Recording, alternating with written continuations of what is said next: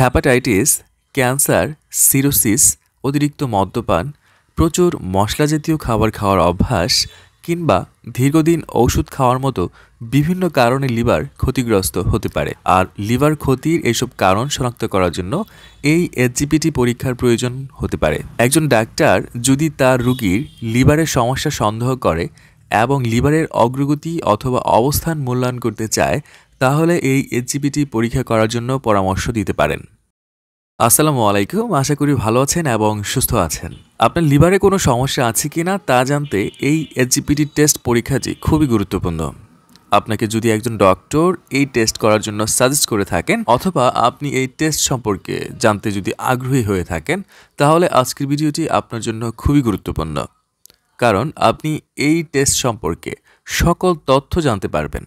এই SGPT test আসলে কি, এই টেস্ট কেন করা হয়ে থাকে, কোন কোন অসুখ হলে এসজিপিটির মাত্রা বেড়ে যেতে পারে, এছাড়া একজন ডক্টর আপনার মাঝে কোন কোন লক্ষণ দেখা দিলে এই পরীক্ষা করার জন্য সাজেস্ট করতে পারেন, আর রক্ত দেওয়ার আগে কোনো প্রস্তুতির প্রয়োজন আছে কিনা, টেস্ট করতে কত সময় লাগে, কোথায় করা যায়, মূল্য কত ইত্যাদি সম্পর্কে বিস্তারিত তথ্য জানানোর চেষ্টা করব আজকের ভিডিওতে। তো চলুন ভিডিওটি শুরু করা যাক। প্রথমে আমরা জানব এসজিপিটি আসলে কি।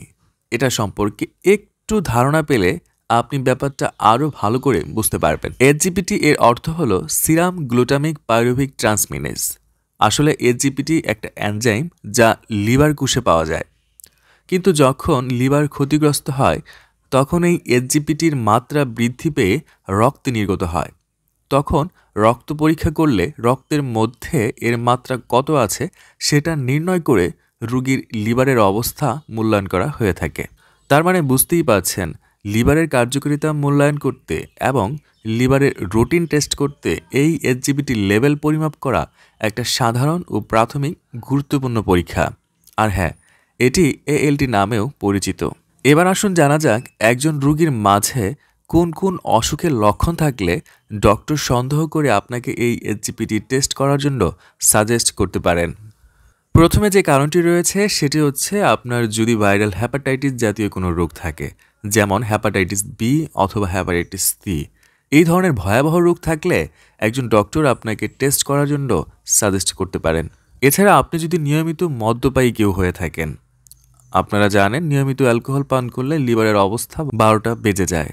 তখন লিভারের অবস্থা কী পরিমাণ ক্ষয়ক্ষতি হয়েছে তা জানতে একজন ডক্টর এই এসজিপিটি পরীক্ষাটি করার জন্য সাজেস্ট করতে পারেন। ফ্যাটি লিভার ডিজিজ থাকলে, লিভারে অতিরিক্ত চর্বি জমে থাকলেও এই পরীক্ষাটি করার প্রয়োজন হতে পারে। দীর্ঘদিন ওষুধ খাওয়ার ফলে লিভারের জন্য কিছু ক্ষতিকর ওষুধের প্রতিক্রিয়া জানতেও পরীক্ষাটি করার প্রয়োজন হতে পারে। এছাড়া অটো ইমিউনো ডিজিজ থাকলে বা বংশগত কোনো লিভারের অসুখ থাকলেও রোগীকে এই এসজিপিটি পরীক্ষা করার জন্য সাজেস্ট করা হতে পারে। এই পর্যায়ে আসুন জানি এই এসজিপিটি নর্মাল ভ্যালু কত। একজন পুরুষের নর্মাল ভ্যালু হচ্ছে 10 থেকে 40 ইউনিট পার লিটার, আর একজন মহিলার ক্ষেত্রে এর নর্মাল ভ্যালু হচ্ছে 7 থেকে 35 ইউনিট পার লিটার। রক্তের মাঝে যদি এসজিপিটির মাত্রা নর্মাল লেভেলের থেকে বেশি থাকে, তাহলে বুঝে নেবেন আপনার লিভার কোনো কারণে ক্ষতিগ্রস্ত হচ্ছে। এই টেস্ট করার আগে তেমন কোনো প্রস্তুতির প্রয়োজন পড়ে না।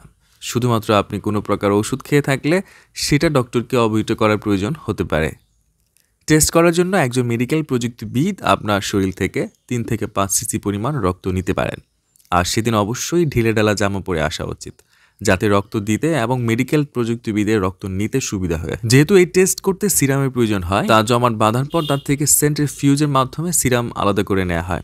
সরকারিভাবে এই টেস্টের মূল্য 320 টাকা নির্ধারণ করা হয়েছে, তবে প্রাইভেট হসপিটালে মান এবং এলাকা ভেদে এর দাম কিছুটা কম বেশি হতে পারে। পরীক্ষাটির রিপোর্ট পেতে 1 ঘন্টা থেকে 2 ঘন্টার মতো সময়ের প্রয়োজন হতে পারে। পরীক্ষাটি করার আগে ল্যাবের মান যাচাই বাছাই করে নেওয়া উচিত।